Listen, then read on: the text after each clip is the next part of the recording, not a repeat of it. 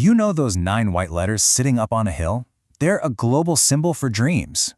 But what if I told you that symbol wasn't built on dreams at all, but on crime?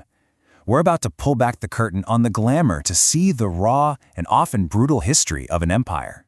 Hollywood. Just the name itself feels huge, right? The magic kingdom of cinema. But its origin story, well, that's no fairy tale. Because when you really dig into it, behind that silver screen is a much, much darker story. It's a story about running from the law, about consuming its own brightest stars, and maybe about a creative engine that's finally running on empty. So to really understand what Hollywood is today, we have to go back, way back to the beginning. And here's the wild part. The story doesn't even start in California. Nope, it starts all the way on the East Coast, in New Jersey. See, in the early days of movies, one man tried to own the whole show. Thomas Edison. Yeah, the light bulb guy. He held all the patents for motion picture cameras and created this trust that, honestly, acted more like the mob than a company. If you dared to make a film without his permission, he'd sue you, he'd raid your studio, he'd even send thugs to literally smash your equipment. The very first filmmakers weren't artists. They were fugitives. So what did they do? They ran.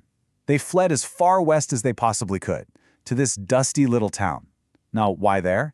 Was it the great weather? The beautiful scenery? Not a chance. It was because it was just a stone's throw from the Mexican border. If Edison's goons showed up, they could grab their cameras and make a run for it. Just think about that. The foundation of Hollywood wasn't built on art. It was built as a getaway. So eventually, the threat from Edison faded away. And you'd think these fugitives would build some kind of creative paradise, right? Well, they didn't. Instead, the rebels became the emperors. They built their own empires, MGM, Paramount, Warner Brothers, and created a brand new system of control that was all glitz on the outside, but absolutely brutal on the inside. And at the heart of this so-called golden age was this 7-year contract. Now, you gotta understand, this wasn't a normal job contract. When stars signed these, they essentially became property. The studio dictated what movies they made, what they wore, even who they were allowed to date. They had zero freedom, zero control. They were just cogs in a massive machine designed to print money. And this system, it chewed people up. The story of Judy Garland is probably the most heartbreaking example. To keep the young star of The Wizard of Oz going through these impossibly long workdays, the studio had her fed a steady stream of amphetamines to keep her energetic. But of course, after being wired on uppers all day, she couldn't just switch off at night. So what did they do? They gave her sleeping pills to knock her out, so she could rest. Uppers to get her going, downers to shut her down.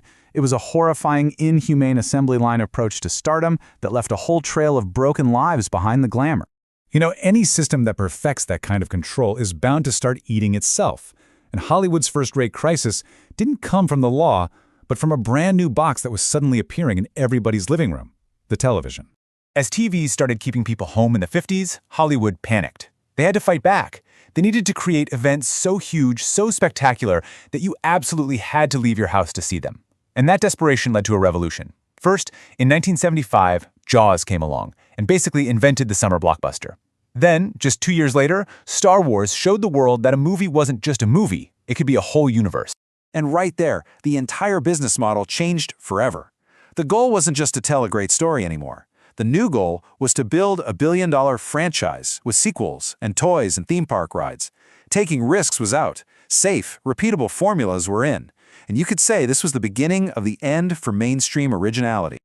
And that, believe it or not, brings us to today. The very formula that saved Hollywood in the 70s has now, decades later, pushed it into its biggest crisis ever. Right now, the empire is facing threats from every single direction, and its foundations are really starting to crack. And the sources we're looking at really point to 4 main reasons why, 4 pillars of the collapse. First, a total crisis of ideas. Second, a revolution in how we watch stuff. Third, a big shift in storytelling philosophy. And finally, a technological threat that could bring the whole system down for good. So first up, creative bankruptcy. That franchise model has gone completely off the rails. I mean, 80% of big movies are sequels, remakes, or superhero flicks. Audiences are getting seriously tired of being served the same meal over and over, just with a different number at the end of the title. Next, the streaming wars. I mean, come on. Platforms like Netflix and Disney Plus have totally changed the game. Why would you spend a fortune to go to a theater deal with parking and people when you can just chill on your couch and watch a nearly endless library of content. Going to the movies has shifted from a regular habit to a really expensive luxury. Okay, this third pillar, according to the source, is a shift in purpose. The argument goes that a lot of modern films have started to prioritize sending a message or lecturing the audience instead of just focusing on pure entertainment. And this has reportedly turned off a large part of the mainstream global audience who, just want to escape for a couple of hours.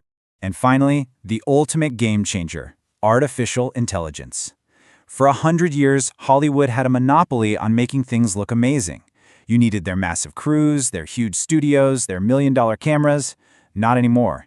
Now, with AI tools, a single person in a single room can generate visuals that can rival a blockbuster. The barrier to entry has been completely obliterated. So, after a century of total dominance, where does this leave the empire that was built by outlaws on the run? Is the final chapter being written as we speak? Well, right now, the Dream Factory is starting to look more like a clumsy giant. It's become this institution that's so afraid to take risks that it just endlessly recycles its own past, while all these smaller, faster, more innovative creators are just sprinting ahead with brand new technology. The story of Hollywood began with an escape to create something new. Now, it seems like the one thing the establishment can't escape from is its own decline. And that leaves us with one final, pretty provocative thought. Maybe it really is time for the Hollywood sign to just rust.